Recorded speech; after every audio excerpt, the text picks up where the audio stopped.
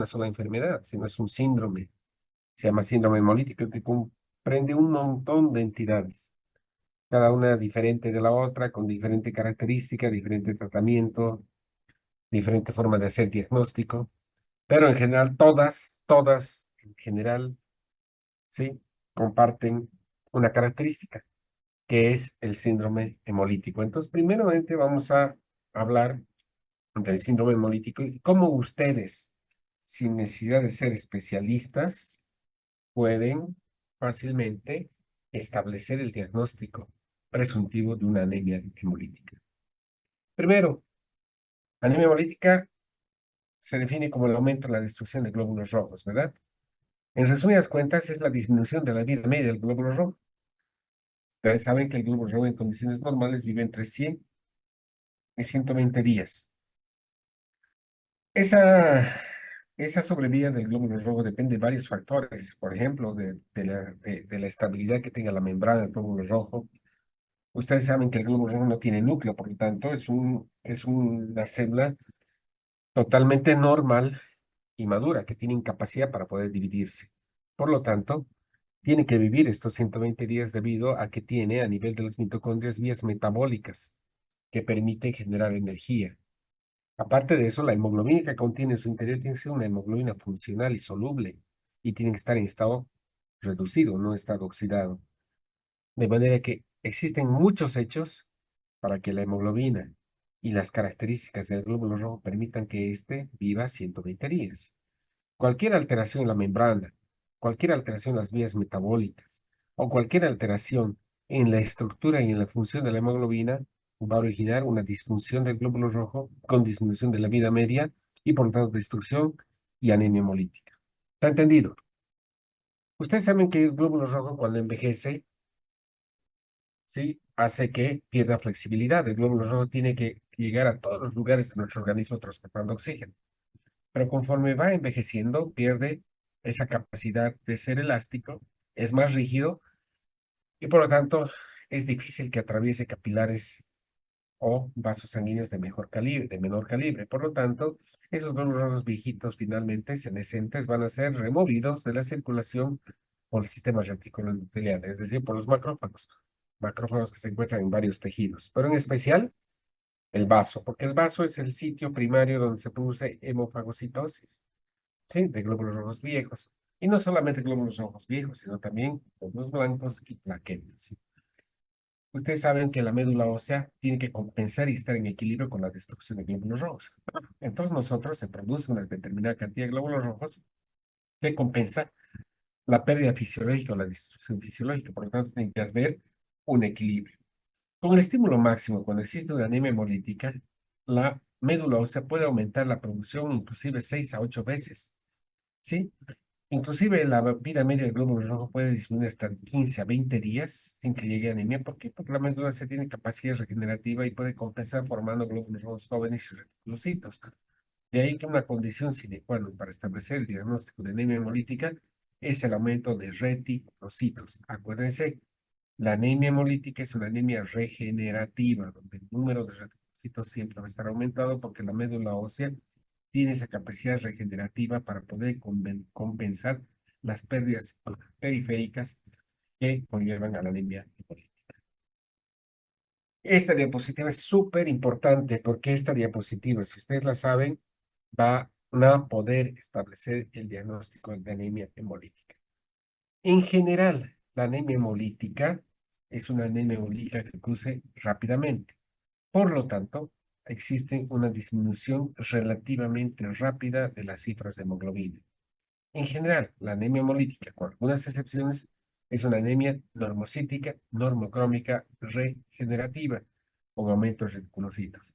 En algunas ocasiones, puedes no tener anemia debido a que la médula se está compensando con el aumento de reticulocitos y la formación de mayor cantidad de glóbulos rojos, de manera que las cifras de hemoglobina no caen.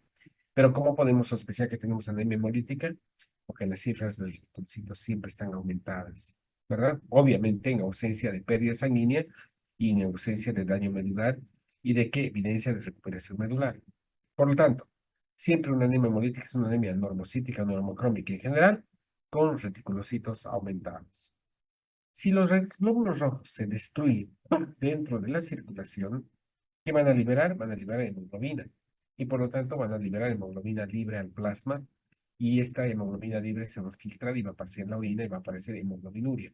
Por lo tanto, la hemoglobinuria y la presencia de hemoglobina libre en plasma, porque toda la hemoglobina debe estar dentro del glóbulo rojo, no puede haber hemoglobina libre. Pero si hay hemoglobina libre en el plasma, esto nos obliga a pensar en que existe una hemólisis intravascular. Cuando hay hemoglobina libre en plasma, esta se va a filtrar y va a aparecer en la orina, pero muchas veces la hemoglobina es un pigmento que puede precipitar en la región túbulo intersticial y producir insuficiencia renal por necrosis o por afección túbulo intersticial.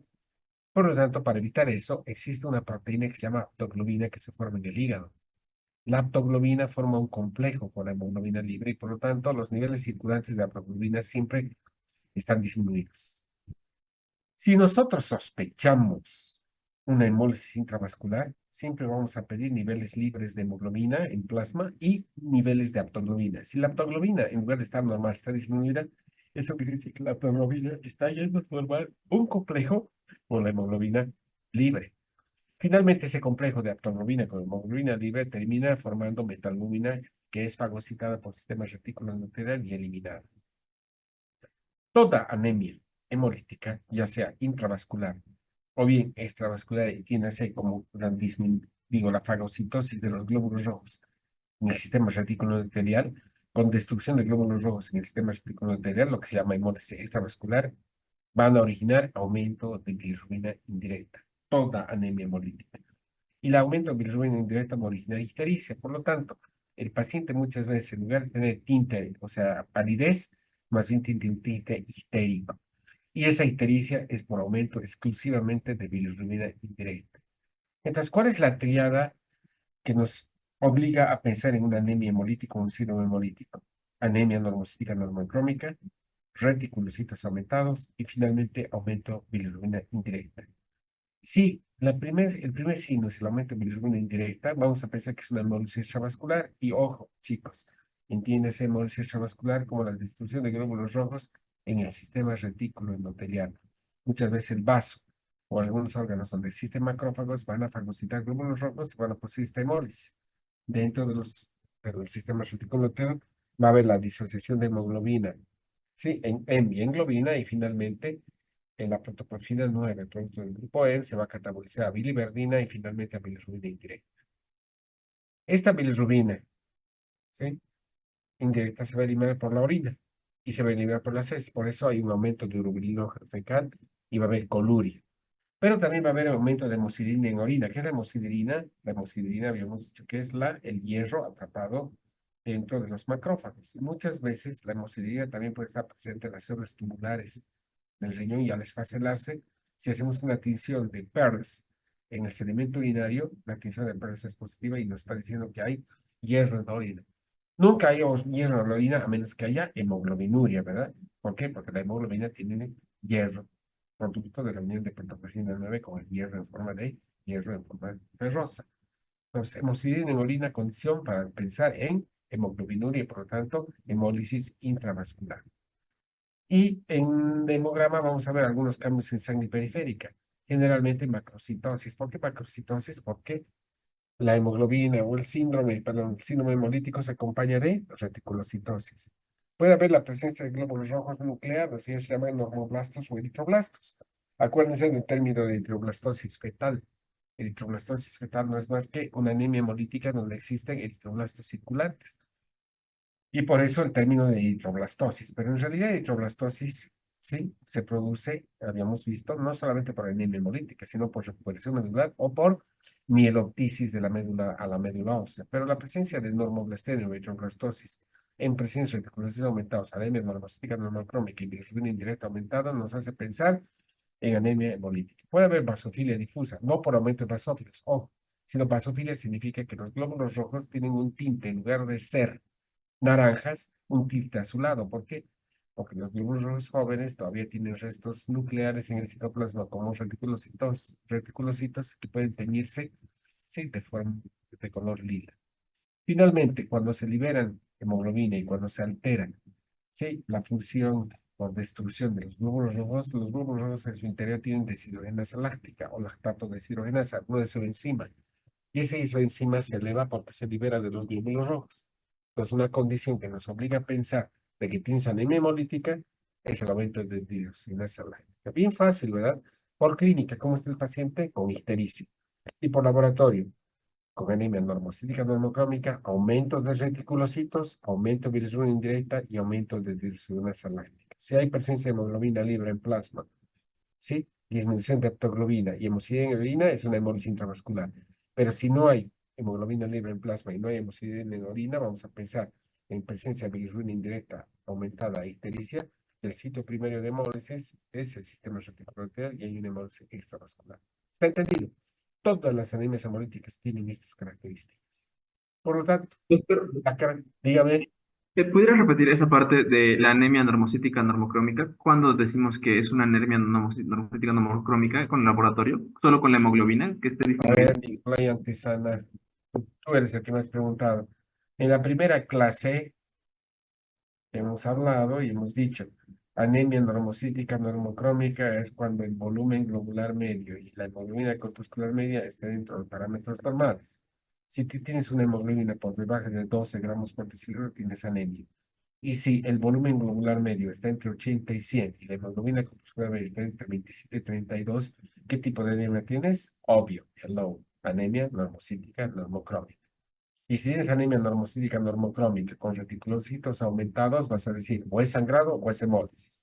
Y si a eso tienes bilirrubina indirecta aumentada, vas a decir, obvio, seguramente está destruyendo glóbulos rojos, por eso produce bilirrubina indirecta. ¿Cuál es el diagnóstico? Anemia hemolítica o síndrome hemolítico. ¿Está contestada tu pregunta?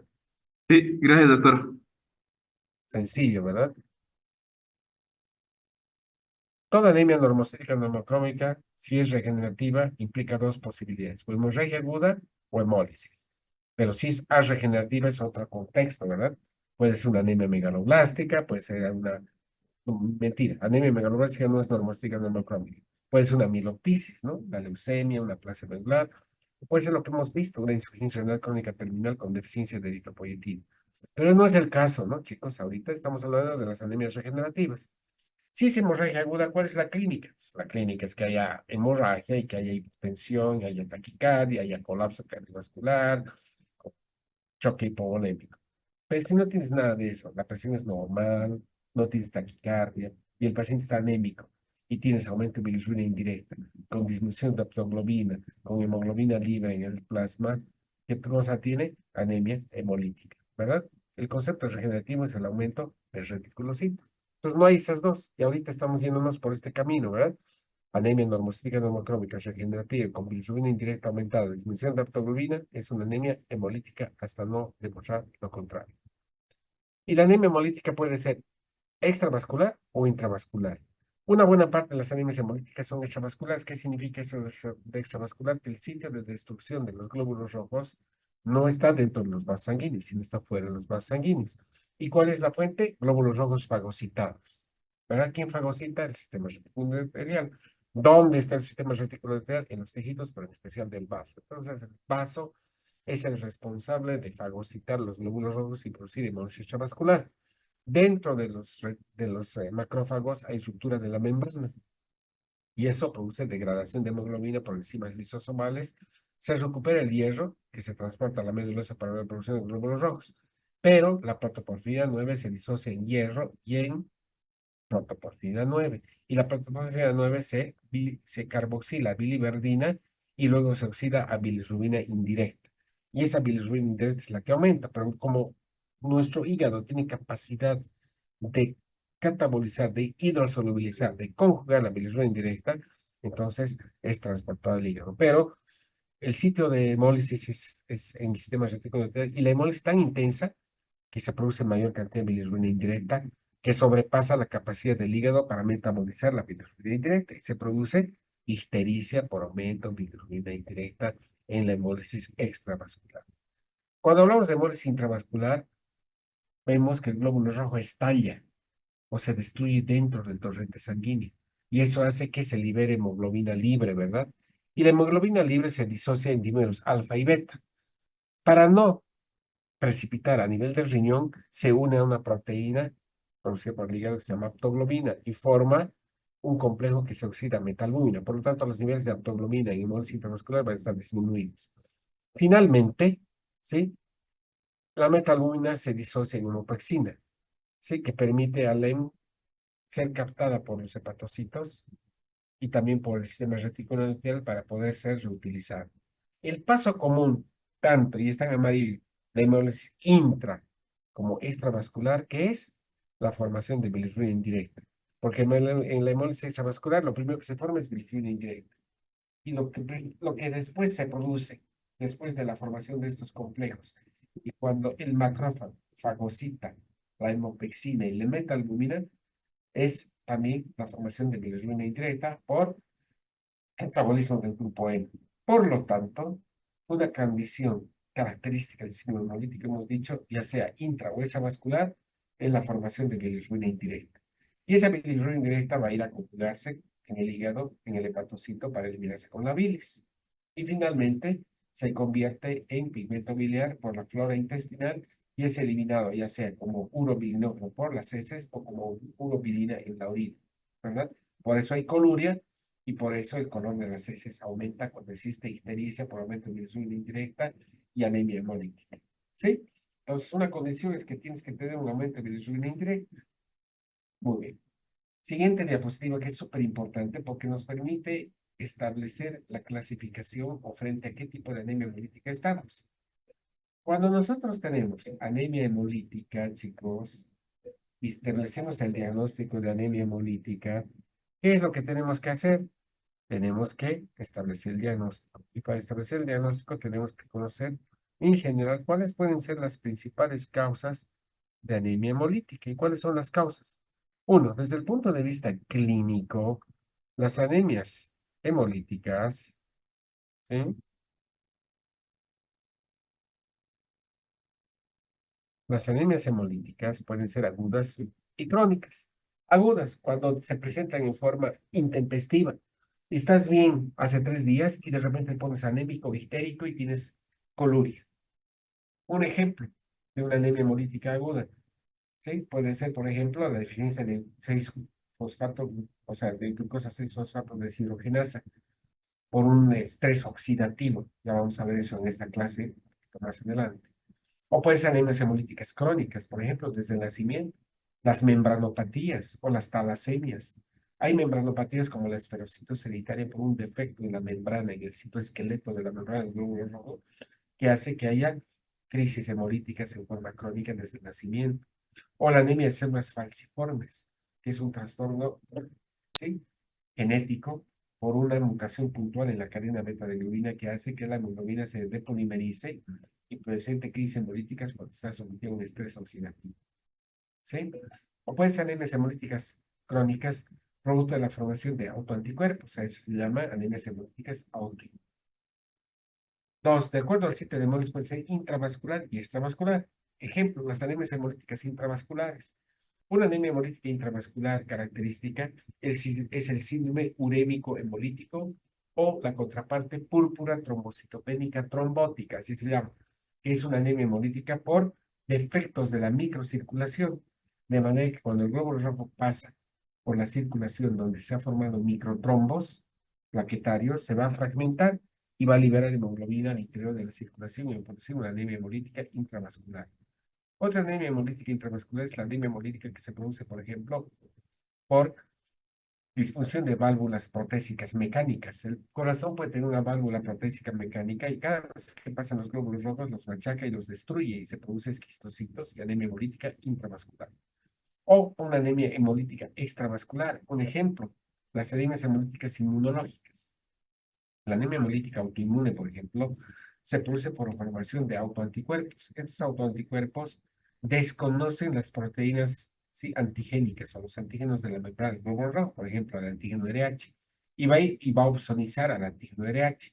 Y cuando el antígeno, ¿sí?, esté unido con el anticuerpo, formando un complejo inmune, va a pasar por el sistema reticular endotelial y va a ser fagocitado. Entonces, las anemias hemolíticas inmunológicas, por ejemplo, la autoinmune, es una anemia hemolítica extravascular. Queda claro, ¿verdad? Desde el punto de vista etiológico, puede ser hereditarias y adquiridas. Hay anemias hemolíticas hereditarias.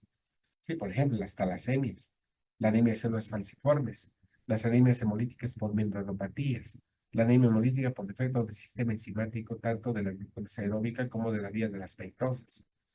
Estas anemias hemolíticas hereditarias se deben, sí, a mutaciones que tú las heredas y que presentas desde el nacimiento.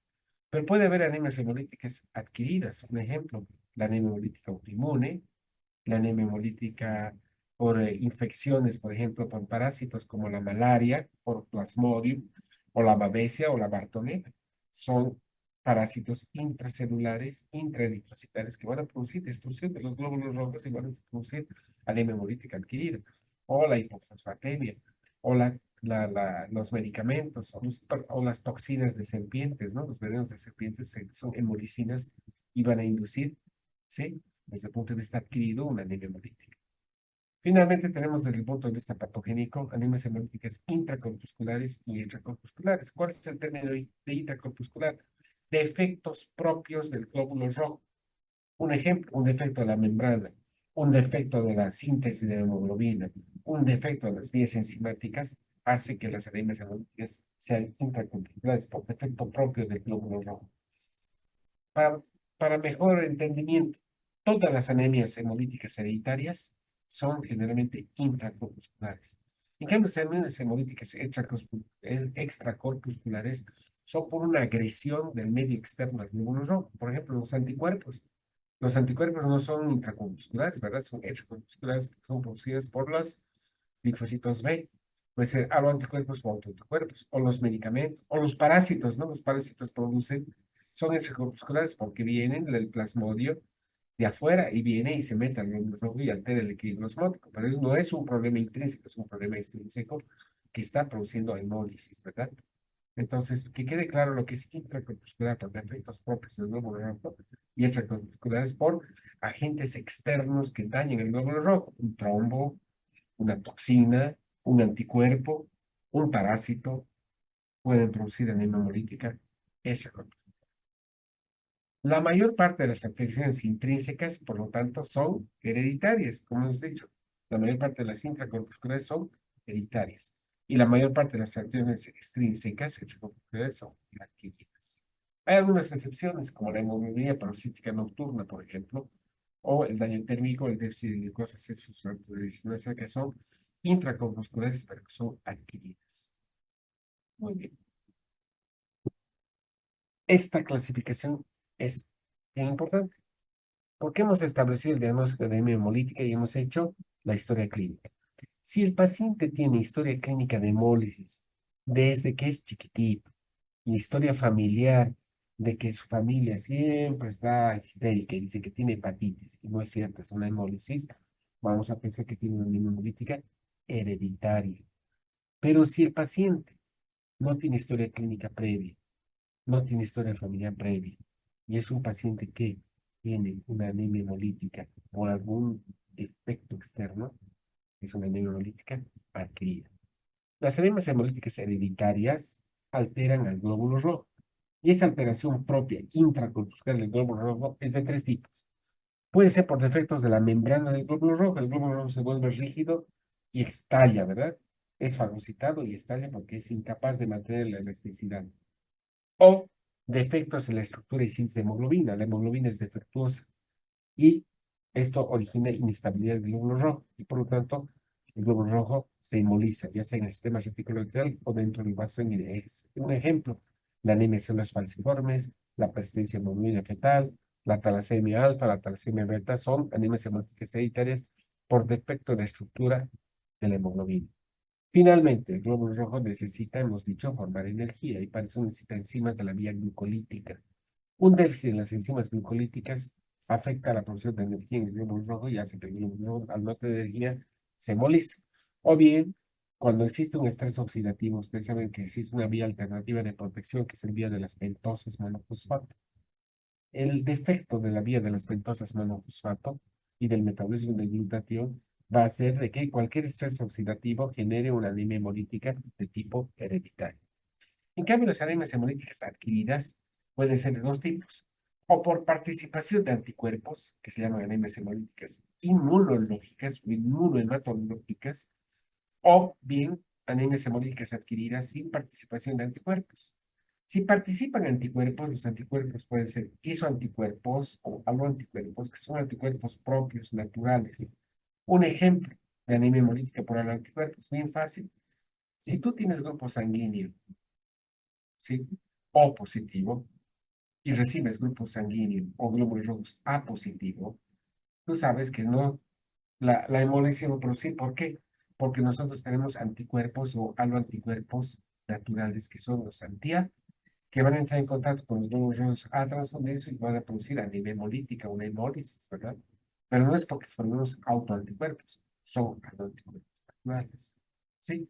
Aunque cada vez es más raro, vamos a transfundir sanguíneo A o paciente sanguíneo O, ¿verdad? El principal ejemplo de la anemia hemolítica inmunológica por ISO o aloanticuerpos es la anemia hemolítica del recién nacido por incompatibilidad RH o incompatibilidad ABO.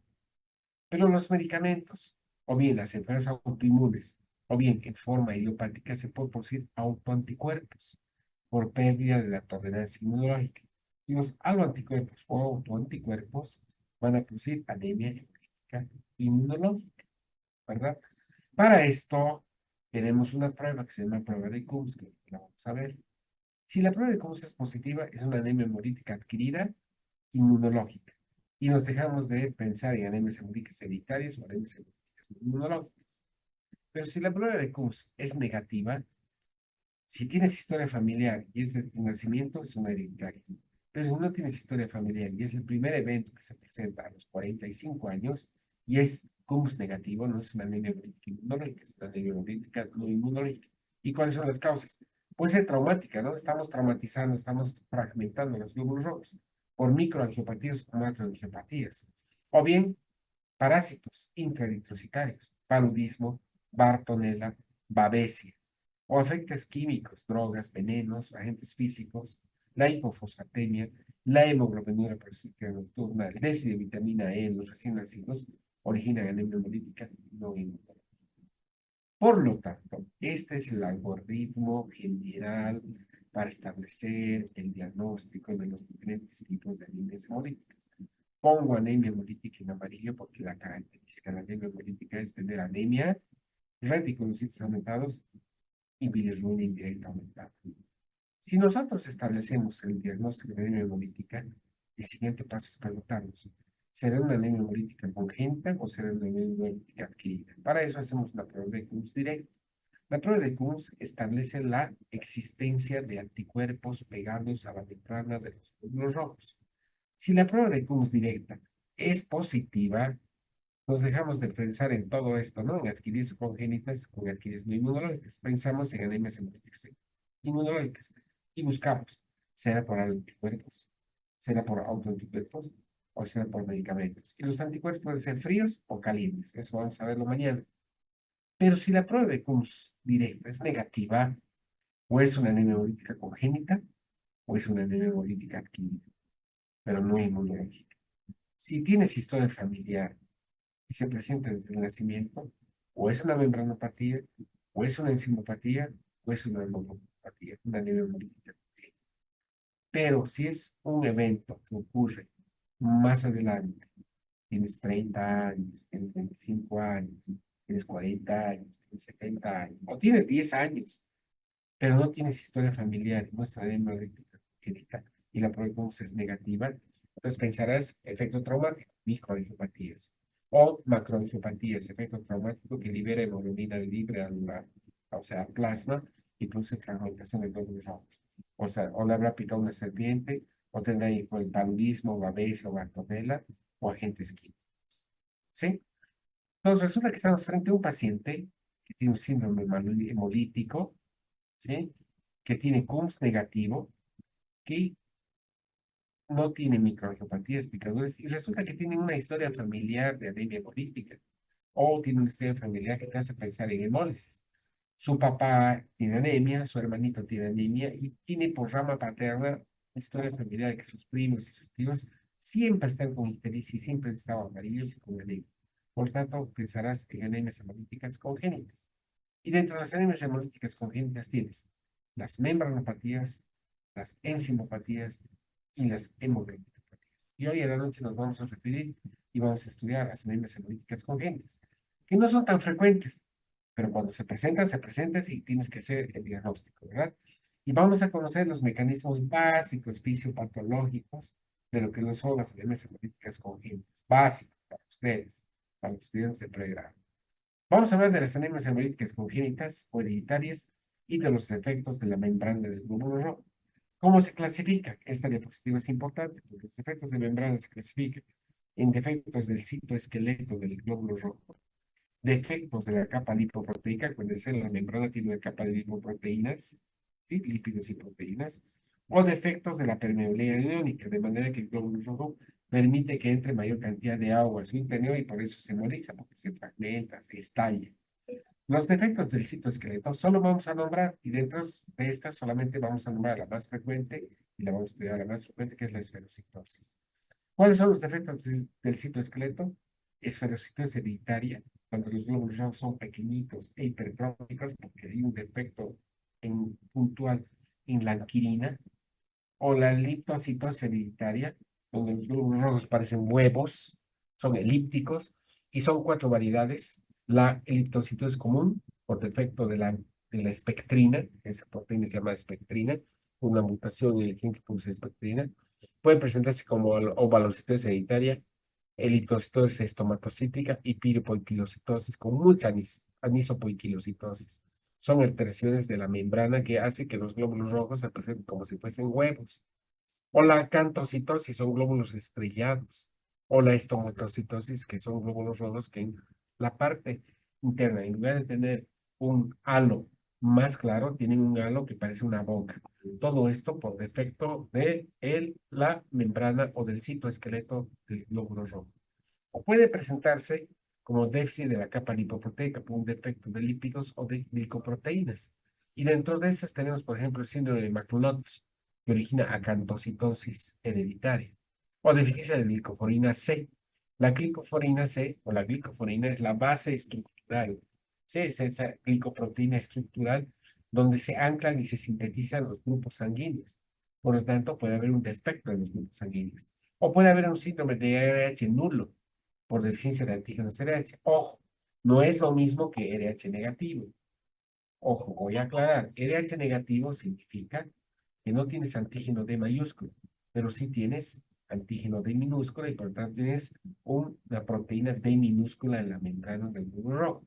En este caso, como hay un defecto estructural de las proteínas de la membrana, no se sintetizan proteínas o antígenos D mayúscula y minúscula. Por lo tanto, hay una deficiencia en los antígenos RH y eso hace que haya mucha fragilidad del glóbulo rojo y se produzca una anemia hemolítica. O puede haber trastornos de la permeabilidad iónica, donde hay hidrocitosis congénita o estomatocitos, o sea, hay una mayor permeabilidad de manera que se mete el agua al interior del glóbulo rojo y estalla. Y los pocos glóbulos rojos que permanecen son glóbulos rojos en forma de estomatocitos. O puede haber serotitosis congénita, con la presencia de dienocitos en blanco de tiro, ¿no?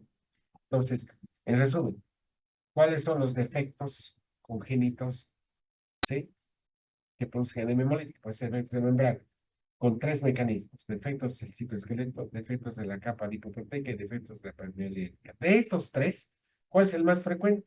Los defectos del citoesqueleto. Esta es la membrana del glóbulo rojo. La membrana del glóbulo rojo tiene una membrana externa, donde existe anclaje de glicoproteínas, como la glicoforina. Y también tenemos una proteína que es una proteína transportadora de iones. Esta se llama banda 3 y la banda 3 se conecta con una serie de proteínas contráctiles que están en la capa subyacente a la bicapa fosfolipídica, ¿verdad? Aquí están los fosfolípidos y las proteínas ancladas. Debajo de los fosfolípidos existen esas proteínas que son proteínas contráctiles con una cremallera. Aquí tenemos a la anquirina, que permite que la banda 3 de la membrana externa se una a la espectrina, que es otra proteína contráctil, sí, y permite que el glóbulo rojo se contraiga. El déficit de anquilina hace que el glóbulo rojo se disocie, ¿verdad? La membrana se disocie y el glóbulo rojo se vuelva rígido. Y cuando pasa por el sistema retículo endotelial, parte de la membrana es fagocitada, por eso produce microesferocitosis. o tenemos la espectrina, la leucina, la actina, la hematina, la leucina, son todas proteínas contráctiles. Una mutación en la síntesis, o que haga más bien dicho, que haya carencia en la síntesis de cualquiera de esas proteínas, produce una membranopatía por defecto en el citoesqueleto. ¿Sí? O puede haber un defecto en el movimiento de agua, ¿sí? Trastornos de la membrana. ¿Sí? ¿Por qué? Porque puede haber un desequilibrio. Acuérdense, el equilibrio osmótico permite que el glóbulo rojo sea un disco bicóncavo. Pero si existe, ¿sí? Un movimiento rápido por defectos de la membrana y por un mayor ingreso de agua al interior del glóbulo rojo, el glóbulo rojo se hincha y estalla. O puede haber un movimiento de agua que salga del glóbulo rojo y el glóbulo rojo se contrae y se crena y se produce glóbulos rojos crenados en forma estrellada. Entonces, cuando veamos en el frotis y nos dicen que existen, por ejemplo, crenocitos o glóbulos rojos en blanco de tiro o glóbulos rojos, ¿sí? Que tienen una boca y una estomatocitosis, vamos a pensar que estos son trastornos de permeabilidad. Y miren, esto es lo que se ve y esto es lo que nos informa. Miren, aquí vemos glóbulos rojos, ojalá puedan ver en buena forma, chiquitos y súper hipercrómicos, ¿verdad? A esto se llaman microesferocitos. Cuando vemos microesferocitos y estos esferocitos son resultado de que han sido fagocitadas parte de la membrana por defecto del citoesqueleto, se llama microesferocitos hereditarios. O puede ver glóbulos rojos elípticos, miren, es una eliptocitosis hereditaria por defectos de la espectrina. O glóbulos rojos crenados por trastornos de la permeabilidad, ¿verdad? Se llaman crenocitos.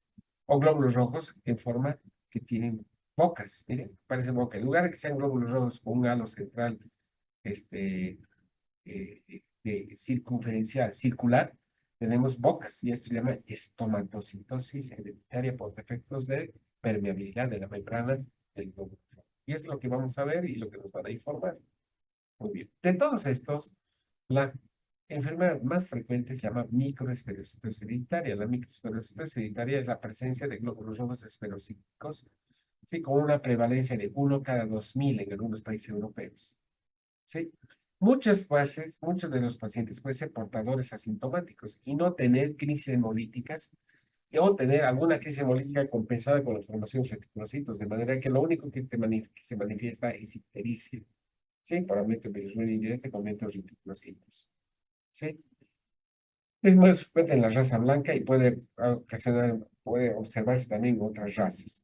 El 75% de las familias, porque son familias, porque esto se transmite, ¿sí? Por herencia autosómica, ¿sí? Son autosómicos dominantes. Y el homocigoto es la forma de herencia que no se ha identificado, que quiere decir que es incompatible con la vida. La mayor parte de las familias hereda un gen y se manifiesta en forma heterocigota, que te permite vivir, ¿verdad? Porque la forma homocigota produciría una anemia hemolítica intrauterina y haría que tú seas incapaz de poder vivir, ¿sí? ¿Cuáles son las formas clínicas? Van desde lo asintomático, es decir, el portador asintomático, cualquiera de nosotros tal vez hemos heredado este rasgo y estamos como portadores asintomáticos, hasta pacientes con anemia hemolítica crónica con grandes requerimientos transfusionales, que la hemólisis no se puede compensar más que con reposición de glóbulos rojos normales, que no tengan alteraciones de la membrana y por eso tienes que transfundir glóbulos rojos jóvenes normales, ¿verdad? Dependiendo de la severidad del cuadro, existen cuatro formas clínicas. Desde el portador asintomático es el paciente que no tiene nada y que solamente tiene reticulocitos aumentados, no tiene anemia y tiene bilirrubina indirecta aumentada, por eso tiene tinte ictérico. O tenemos anemia hemolítica ligera, ¿sí? Con reticulocitos aumentados e ictericia y a cierto tipo de anemia, hasta anemia hemolítica severa, con crisis hemolíticas con 4 5 gramos de hemoglobina, normocítica, normocrómica, reticulocitos de 14, 15, 20% y bilirrubina indirecta aumentada. Y lo único que tenemos que hacer es dar ácido fólico y transfundir a estos pacientes. Ahora, ¿por qué se produce la microesferocitosis? ¿Por qué los glóbulos rojos tienen esta característica de ser así, como pelotitas de ping-pong? Resulta que como la membrana está alterada, al pasar por el sistema reticuloenteral, en primera instancia el macrófago se come una superficie del área afectada de la membrana, de manera que englobas la misma cantidad de hemoglobina, pero en menor cantidad de área de volumen. Por eso dice, la relación superficie-volumen está alterada. La célula se vuelve más esférica y menos deformable. Esta forma de deformabilidad por una alteración en la síntesis de anquilina, es un obstáculo para que el sistema reticular enteral del vaso deje pasar estos glóbulos rojos.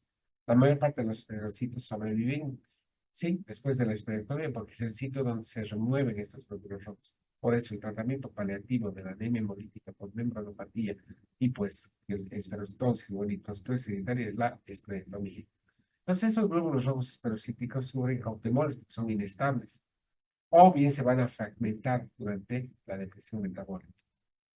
Estos hematíes esferocíticos en una segunda circulación son retenidos por el sistema reticular del vaso. Se produce pérdida de membrana, lo produce atrapamiento macrofágico y finalmente, sí, son removidos de la circulación. Sí, entonces, ¿cuándo sospechamos una anemia hemolítica por microesferosis hereditaria? Por el síndrome hemolítico. Es un niño o es un joven que tiene ictericia. Nos ha llamado la atención que tenga el tinte amarillo. Le hacemos un hemograma y en el hemograma tenemos anemia normocítica normocrómica y le pedimos reticulocitos, los retis siempre están elevados. Entonces, paramos la oreja y decimos, oye, no será una anemia hemolítica hereditaria, y la más frecuente es la esferostosis hereditaria. Resulta que le hacemos un frotis de sangre y, o en el hemograma vemos la presencia de gran cantidad de microesferocitos. Así, ¿cómo hacemos el diagnóstico? Por dos pruebas. Una prueba se llama autohemólisis y otra prueba de fragilidad osmótica.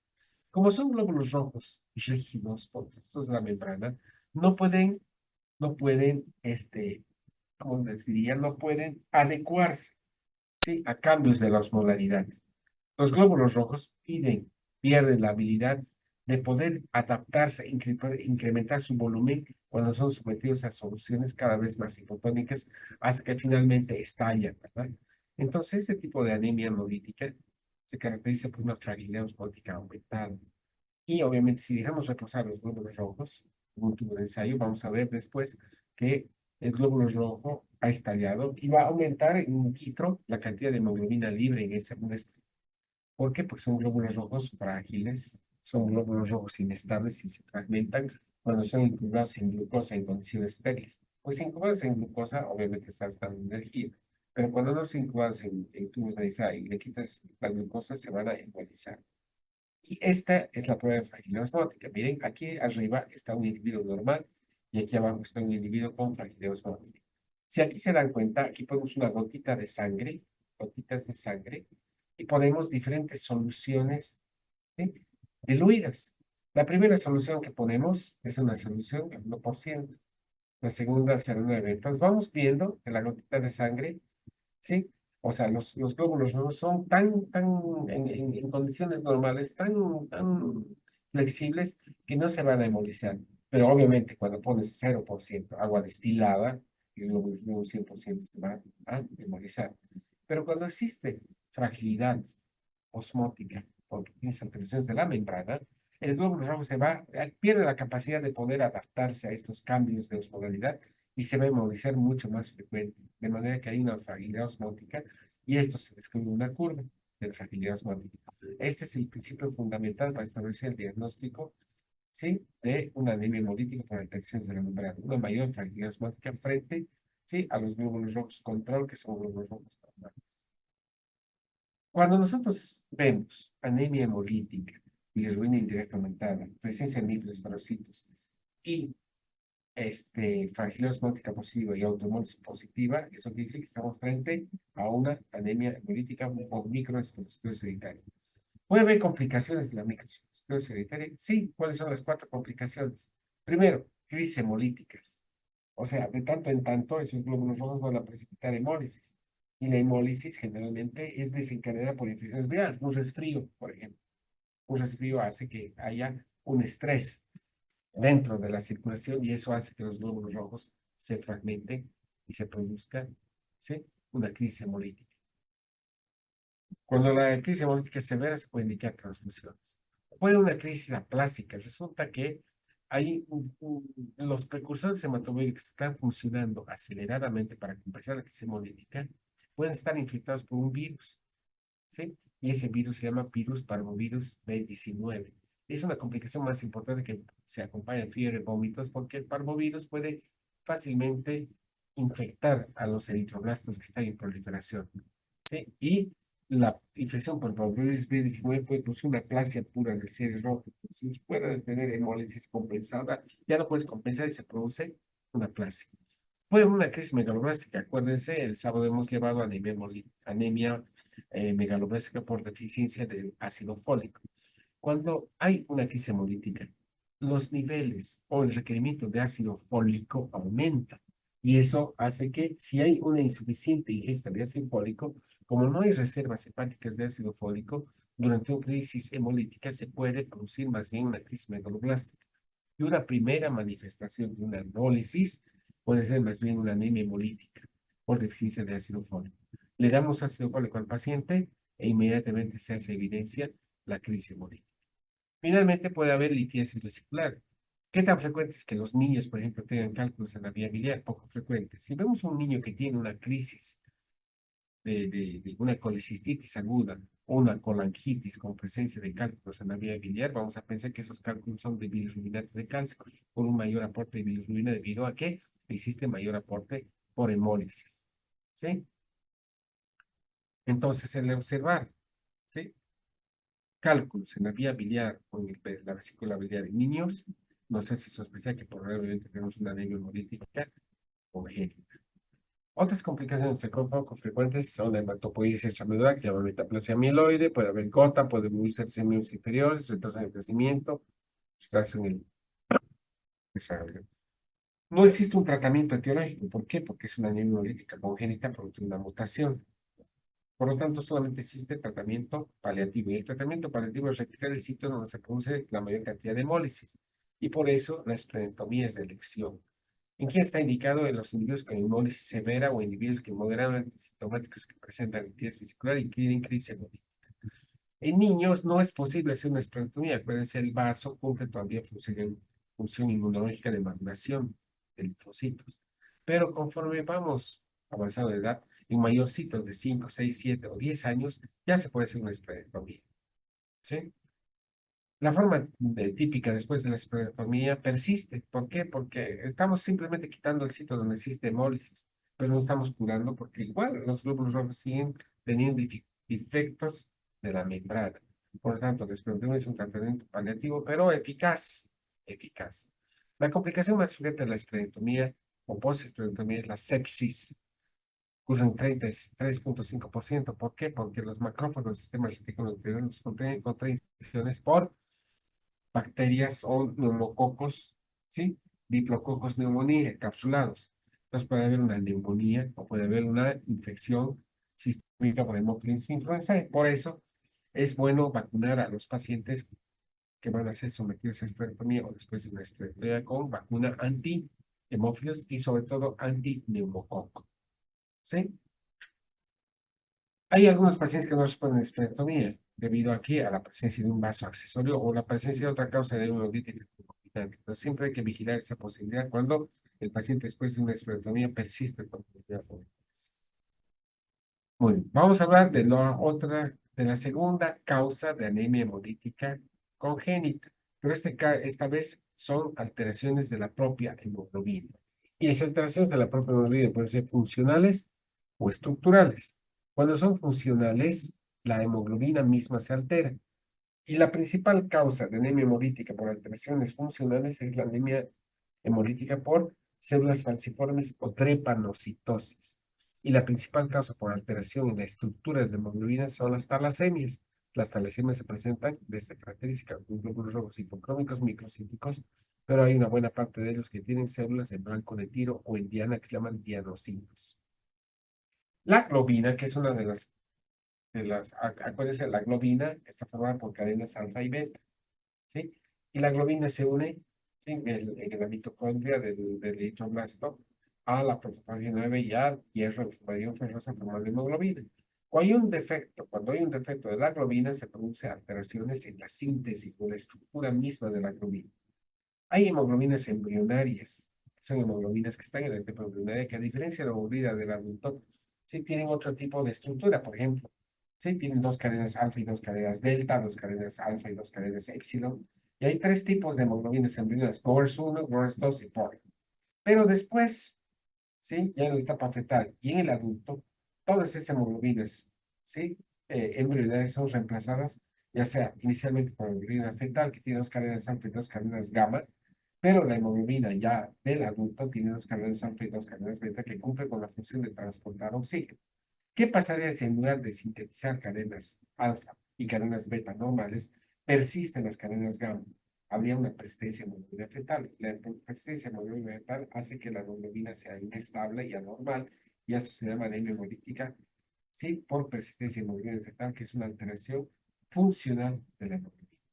¿Cuáles son las hemoglobinas normales? Entonces, si se dan cuenta, en el 98% de los pacientes de nosotros, individuos adultos normales, tenemos hemoglobina A del adulto, formada por dos cadenas alfa y dos cadenas beta de hemoglobina. Entre un 2 o 3% tenemos hemoglobina AC2, dos cadenas alfa y dos cadenas delta. Y solamente menos del 1% de hemoglobina fetal. ¿Cuál es la característica de la hemoglobina fetal? Tener dos cadenas alfa y dos cadenas gamma, a diferencia. El hecho de que tengas esta persistencia de esta estructura hace que la hemoglobina de nuestro cuerpo no sea hemoglobina normal que transporta oxígeno, es una hemoglobina que no transporta oxígeno y es lo que es de ese tipo. Por lo tanto, las hemoglobinopatías pueden ser cuantitativas y cualitativas. Las cualitativas son alteraciones de la función, sí, estructuralmente son normales, pero funcionalmente son defectuosas. Y tenemos una serie de hemoglobinas que sean, no, por nomenclatura se les ha dado no, letras del abecedario. Entonces tenemos hemoglobina S, hemoglobina C. Acuérdense, la hemoglobina A normal es la hemoglobina A del adulto. Pero si en lugar de tener hemoglobina A del adulto, hemoglobina S, D, E o C, es una hemoglobinopatía cualitativa que produce hemólisis. O puede ser hemoglobinas cuantitativas estructurales por alteraciones en la síntesis de las cadenas alfa o beta globina, y eso se llama talasemias. ¿Sí? Talasemias. Muy bien. ¿Cómo se clasifican desde el punto de vista funcional las hemoglobinopatías? Estamos hablando de alteraciones de hemoglobina. Agregantes, inestables, metahemoglobinas y alteraciones de la afinidad por el oxígeno. Podemos tener hemoglobinas agregantes. Son hemoglobinas donde se ha disminuido la solubilidad y hay polimerización. Hagan de cuenta, la hemoglobina, en lugar de estar en una estructura en ovalio, en ovillo, y darle la forma de disco bicóncavo al glóbulo rojo, se depolimeriza y tiene estructura lineal. En lugar de que la hemoglobina sea cuaternaria, se depolimeriza y tiene estructura primaria o secundaria en forma lineal. Por eso el glóbulo rojo adopta esa estructura lineal como si fuese un os, y eso se llama anemias de células falciformes, porque deforman el glóbulo rojo o cristalizan. Si polimerizan y deforman el glóbulo rojo, se llama hemoglobina S, sickle cell, células falciformes. O deforman el glóbulo rojo y cristalizan en hemoglobina propia C. O puede haber hemoglobinas inestables por disminución de solubilidad con precipitación dentro del glóbulo rojo, formando unos cristales que le llaman cuerpos de Heinz. O puede haber hemoglobinopatías por alteraciones en el proceso de reducción del hierro de forma de ion ferroso, perdón, de forma de ion férrico y ion ferroso. Si el hierro de la hemoglobina, en lugar de estar en ion ferroso, está en ion férrico, es llama metahemoglobina. Y la metahemoglobina, sí, origina una estructura normal y origina una alteración estructural y funcional de la hemoglobina. Finalmente, alteraciones de la afinidad por el oxígeno. Por ejemplo, la persistencia de la hemoglobina fetal hace que el glóbulo rojo no sea afín por el oxígeno y por lo tanto no transporte oxígeno desde los alveolos hacia los tejidos y esto está originando hipoxemia. Aparte de eso, el glóbulo rojo es inestable y por eso se emboliza. De todas estas hemoglobinopatías vamos a hablar ahora de las alteraciones, ¿sí? Funcionales. De ellas la más frecuente, si ven el rojo, es la hemoglobinopatía C o anemia de células falciformes, generalmente prevalente en el África. ¿Y qué tiene que ver con nosotros?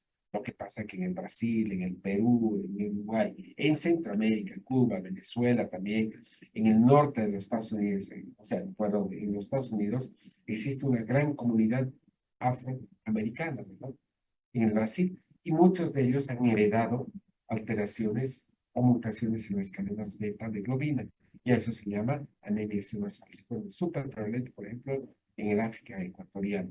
O podemos tener talasemias. Las talasemias son anemias que están presentes en el Mediterráneo o están presentes en el sur del Asia.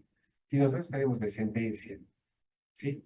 Italiana, descendencia croata, o tenemos descendencia o ascendencia, no descendencia, ascendencia, este, por ejemplo, vietnamita o ascendencia del sur del Asia, de Indochina, por ejemplo, ¿sí? De Vietnam, de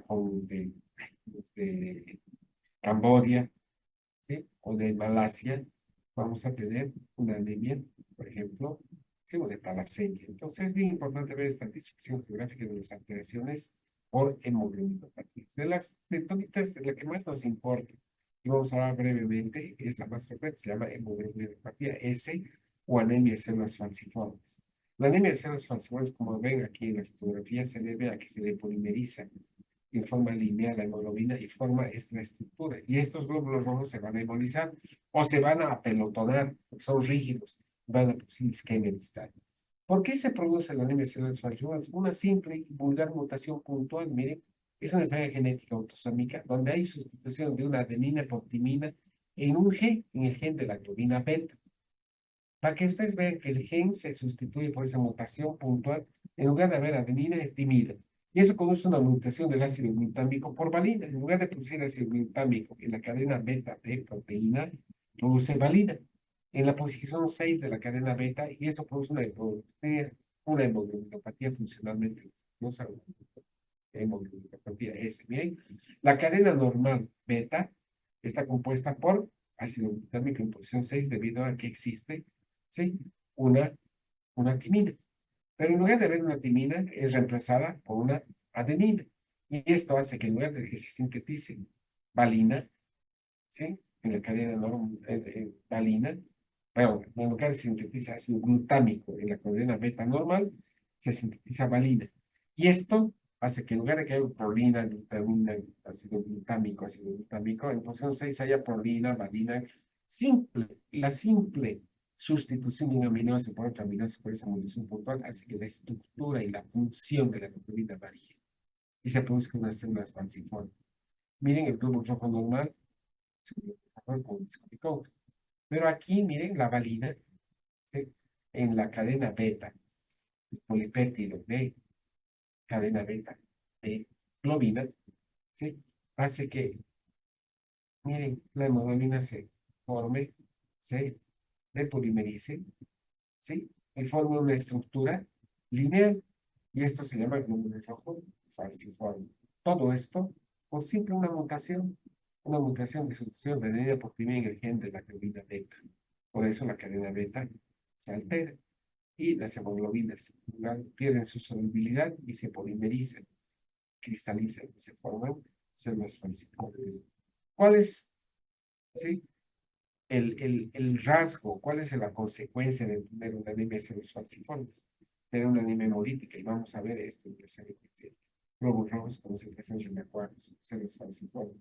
Y si nosotros hacemos una electroforesis para establecer el diagnóstico, vamos a ver que hecho el diagnóstico, hecha la electroforesis y los diferentes tipos de hemoglobina, vamos a ver que la hemoglobina, ¿sí? De células falciformes tiene una hemoglobina A, es la hemoglobina normal, y corre una banda que es la hemoglobina S. Aquí tenemos la hemoglobina A normal del adulto, pero es la hemoglobina o el rasgo del hepanocítico. Miren aquí la presencia de hemoglobina fetal, hemoglobina C. Entonces el diagnóstico se hace por esta prueba que se llama electroforesis de hemoglobina. Debemos saber bandas anormales de proteínas que son las hemoglobinas anormales. Normalmente el control es este, hemoglobina A. Todas las hemoglobinas, si las sometemos a la electroforesis, va a mostrar solamente una banda AA, porque estamos estudiando la cadena alfa A, cadenas beta y cadenas alfa de globina, ¿verdad? Pero si hay una mutación, vamos a tener hemoglobinopatías anormales. La anemia de células falciformes se conoce como hemoglobina SS en el 75% de los pacientes, ¿sí? Cuando se expresan las dos mutaciones en la cadena beta de globina. O puede haber una enfermedad falciforme con hemoglobina C en el 25% de los pacientes, o un rasgo talasémico en el menos del 1% de los pacientes. Se dice, no se sabe por qué, que en el África la, el paludismo podría proteger cuando se mete a los glóbulos rojos del efecto, ¿sí? Hemolítico que tiene la presencia de una hemoglobinopatía S en el glóbulo rojo. El paludismo prevalente en algunas zonas del África entonces protege las crisis hemolíticas, ¿sí? Por depolimerización de cadena de glóbulos rojos portadores de anemia trepanocítica. ¿Cuáles son las complicaciones? ¿Por qué es tan grave este tipo de anemia? ¿Por qué? Porque al tener células falciformes pobremente deformadas van a producir crisis vasoclusivas, crisis de isquemia, con manifestaciones frecuentes de isquemia distal. Puede haber síndrome de un pie, puede haber fiebre, puede haber dolor abdominal por una trombosis, ¿no? Por una obstrucción y una isquemia intestinal, ¿sí? Puede haber hepatomegalia dolorosa, puede haber síndrome torácico agudo, caracterizado por, como una angina, puede haber un accidente cerebrovascular agudo por apelotonamiento y isquemia de estas células a nivel de la circulación arterial cerebral, ¿verdad? Entonces, tienes todas estas complicaciones. ¿Qué es lo que tienes que hacer? Tienes que evitar, obviamente, que esta anemia sufra hiperización. ¿Sí? Hay complicaciones crónicas cardiovasculares, crónicas idiopáticas, pulmonares, hipertensión pulmonar, alteraciones severas de la retina. ¿Sí? ¿Cuál va a ser el tratamiento? El tratamiento, no hay un tratamiento curativo. Vas a disminuir la posibilidad de estas crisis hemolíticas. Y una forma farmacológica de disminuir las crisis hemolíticas es la administración de hidroxiurea que aumenta los niveles de hemoglobina fetal. De alguna manera, la hemoglobina fetal va a proteger a los pacientes que tienen células falciformes de la crisis. Bueno, vamos a hablar ahora un poquito de las talasemias. Son alteraciones estructurales, porque aquí se produce crisis hemolíticas por alteraciones o por carencia de, eh,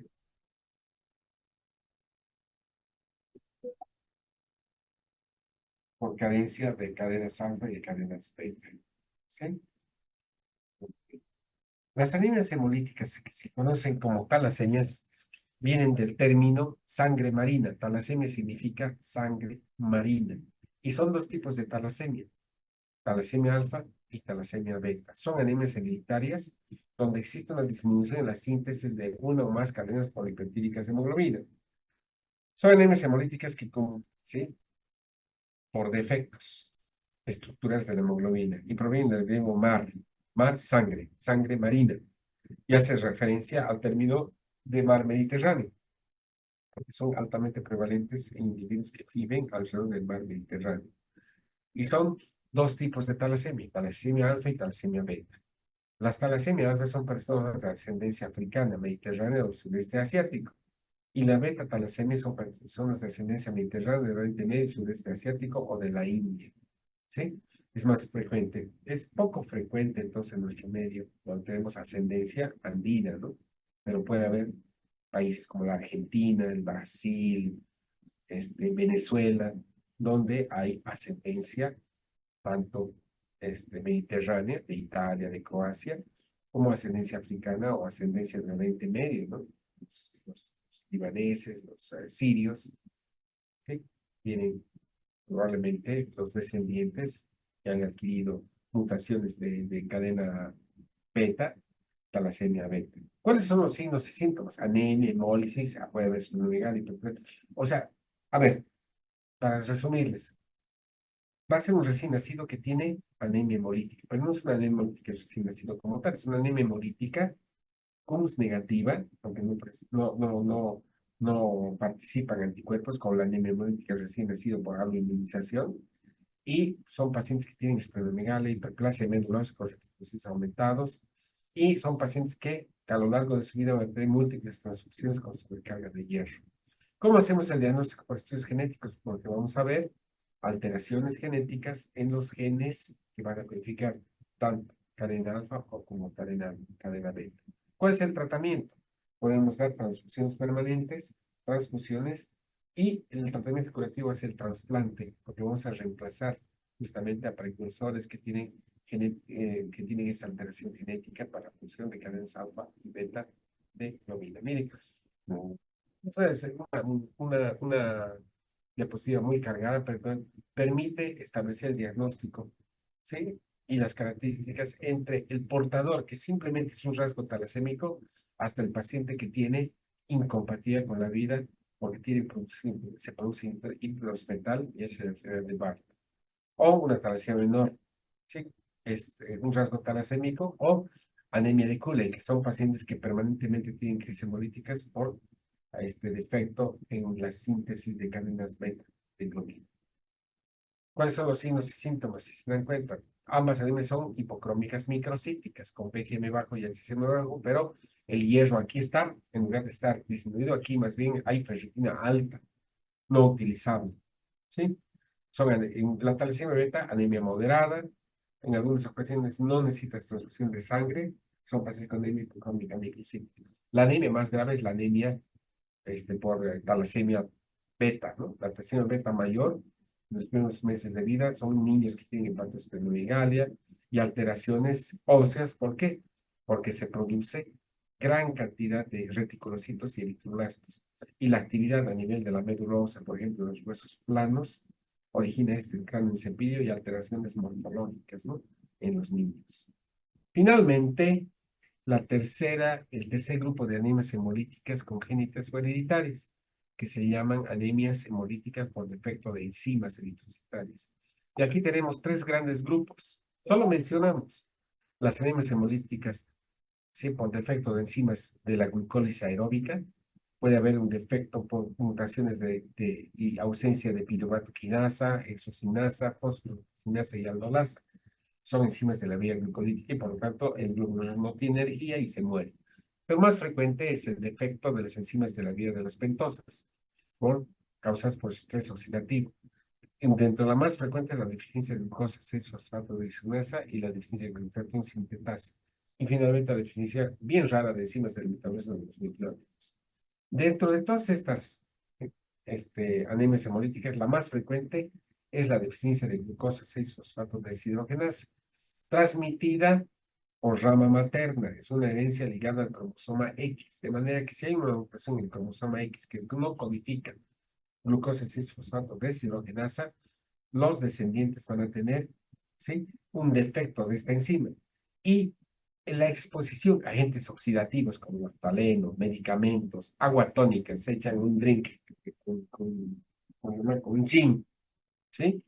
O blueberries, o habas, o vino, o habas, abismos, le llaman, todas estas sustancias van a generar una crisis hemolítica por defecto de glucosa 6-fosfato desinasa. Miren, hay aproximadamente 400 millones de personas en el mundo que tienen este tipo de anemia y se manifiesta por crisis hemolíticas. Una de las más frecuentes es el fabismo, ¿sí? Por vicia fava. ¿Qué hace la vicia fava? Las habas tienen unas sustancias que se llaman vicina y convicina. Estas sustancias, ¿sí?, son liberadas, ¿sí?, cuando uno come habas. Y estas sustancias van a generar un estrés oxidativo. Y los pacientes que tienen deficiencia de glucosa 6-fosfato deshidrogenasa van a tener una crisis hemolítica aguda por radicales libres porque no existe esta glucosa 6-fosfato deshidrogenasa que permita compensar vía de glutatión el estrés oxidativo. Entonces, estas sustancias, cuando tenemos un de habas, vicina y convicina, en nosotros no produce nada. Pero si tuviésemos un déficit congénito de glucosa 6-fosfato deshidrogenasa, seguramente al día siguiente de comer un mote de habas, vamos a tener hemólisis aguda por liberación de radicales libres.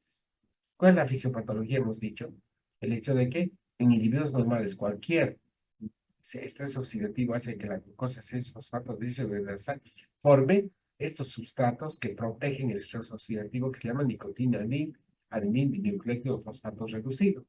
El hecho de que no haya glucosa 6-fosfato deshidrogenasa evita la síntesis de nicotina, adenina, dinucleótido fosfato reducido y hace que la convicina o la vicina hacen que al no existir estas sustancias que protegen el estrés oxidativo producido por esta sustancia, conlleven a que haya una crisis hemolítica. No solamente las habas producen hemólisis o crisis hemolítica, sino los antimorales, las sulfas, los sulfuranos, infección de habas, como se ha dicho, o cloranfenicol, el fenitoína. Todas estas sustancias pueden producir anemia hemolítica. ¿Cuál va a ser el tratamiento? Obviamente, una vez que conozcamos esto, vamos a evitar consumir estas sustancias. Pero si hay crisis hemolítica, la única manera va a ser dar ácido fólico, hidratación, hasta que pase la crisis hemolítica, y finalmente también podemos dar un poco de ácido fólico, tratando de compensar o compensar ese mayor requerimiento de ácido fólico por la formación de precursores hematopoyéticos o eritropoyéticos. Entonces, con esto tenemos una visión de lo que es el síndrome hemolítico y lo que son